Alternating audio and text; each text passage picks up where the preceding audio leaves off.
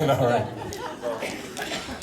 was wondering, when you first met Stephen Amell, how was it? Like, was it automatically, did you guys just click, or did it kind of take some time? You know, Stephen thought I was a guest star. It's the truth. Stephen didn't know I was a regular. And it was funny. First time I met Stephen, this is exactly what Stephen said. Stephen did this. He was like, "You're tall." I'm like, "Yeah, how you doing?" "Good, good."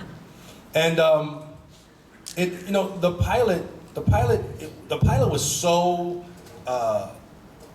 stressful, really, because Arrow, nothing like Arrow had been done.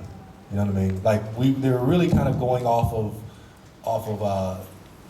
the energy of the Dark Knight series and what Nolan had kind of done in the movies and that brooding dark thing. And we really had to get over the Smallville hype, or the Smallville hump, really. Because, people were comparing the show to Smallville. And Smallville was a completely different show, completely different tone, everything. And we were going for something that really hadn't been done on television, at least not in that way with the comic book character. And Stephen was under a lot of pressure. I mean, even he handled it incredibly, to his great credit. But there was a lot of pressure on him. And everyone kind of felt it. And so it immediately there was just kind of, he was in complete and total just Oliver mode. He was finding the guy, right? And he was shredded. I mean, like, when you see like season 1, Stephen Amell, it's just like, man, did you eat at all? Like, he just lived at the gym. He just, and even though now he's still shredded, but just then, just visually, he was just like, just diesel. And so between that and just kind of politically what he had to deal with, there was just not a lot of, wasn't really a whole lot of stuff going on with him and other people. But as soon as the season started, there was a bit of just a certain amount of relaxation because we're on the air, and immediately we just jumped into it. This is, Stephen tells the story, I don't know if he says it publicly or not. But this is what won Stephen over to me. And it wasn't really a winning over, because there was never a contentious relationship ever at all between me and Stephen. I'm not gonna win. And it was fantastic.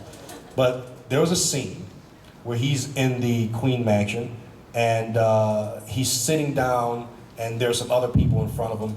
I'm playing John Diggle, the bodyguard at that time, slash chauffeur, slash black driver. And the camera's on him, so it's his close-up. So all I have to do is walk in frame, say something to him, and leave. That's all I have to do. Now, what I'm supposed to say is, "Mr. Queen, your car is ready." Right, that's what I'm supposed to say. But instead, I go to his ear, and I say, "Mr. Queen, I have very large, hairy blank."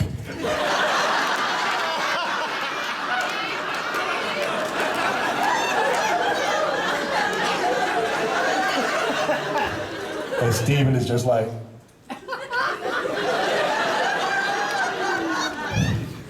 and from that day forward, you can tweet him, ask him, he'll tell you it's the absolute truth. From that day forward, it's been nothing but the most beautiful, wonderful relationship between me and Stephen.